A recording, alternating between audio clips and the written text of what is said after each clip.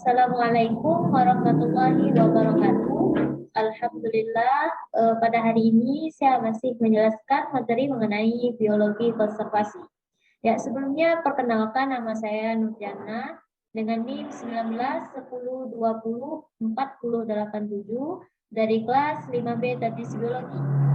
Dengan dosen pengaku Bapak Hendra Lardiman, SSI MPD.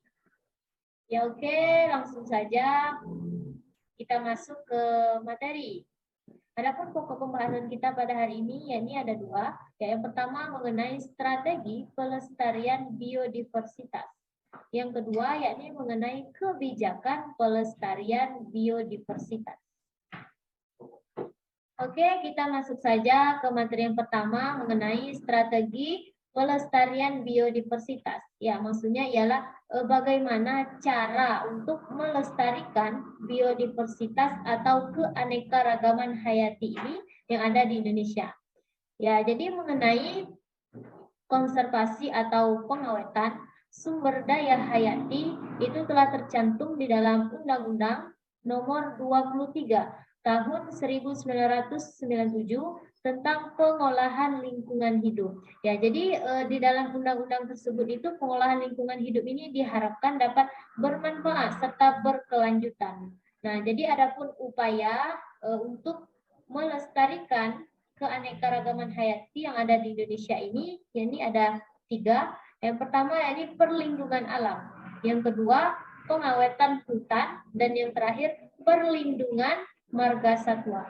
Ya, jadi yang pertama mengenai perlindungan alam ini secara umum berarti melindungi semua komponen alam secara keseluruhan yang meliputi kesatuan flora, fauna, dan tanahnya. Ya, yang kedua pengawetan tanah. Nah, pengawetan hutan. Nah, jadi hutan yang terpelihara dengan baik ini dapat memperkaya manusia secara material dan spiritual sehingga manusia harus berusaha untuk memelihara semaksimal mungkin keanekaragaman hayati. Yang terakhir yakni perlindungan marga satwa. Nah, jadi menjaga keanekaragaman hayati dan keseimbangan ekosistem ini harus diusahakan agar tidak ada satu atau lebih komponen ekosistem yang mengalami kepunahan. Ya, itulah menurut undang-undang tersebut. Nah, jadi adapun strategi atau cara untuk melestarikan keanekaragaman hayati ini, yakni yang pertama adalah reboisasi. Nah, jadi reboisasi ini ialah pemulihan lahan yang rusak dengan cara menanam kembali tanaman atau pohon-pohon yang terdapat di wilayah tersebut. Nah, seperti tebang pilih. Nah, tebang pilih ini ialah proses seleksi untuk menentukan pohon mana yang layak ditebang, sehingga pohon ini di wilayah tersebut tidak berkurang.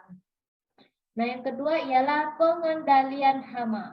Jadi pengendalian hama ini secara biologi dapat dilakukan dengan melepaskan atau mengembangbiakkan predator alami ke habitat tersebut. Dan yang terakhir ialah pelestarian alam. Ya, ini sangat penting karena pelestarian alam ini ialah tindakan untuk menjaga spesies tertentu dari kepunahan. Nah, jadi pelestarian alam ini dapat dilakukan secara in situ maupun ex situ. Ya, apa itu? Nah, pelestarian alam in situ ini dilakukan di habitat asli spesies tersebut. Sedangkan pelestarian alam ex situ dilakukan di luar habitat aslinya. Yaitulah mengenai strategi atau cara pelestarian biodiversitas atau keanekaragaman hayati. Ya, oke, kita masuk ke materi yang terakhir, yakni mengenai kebijakan pelestarian biodiversitas atau keanekaragaman hayati.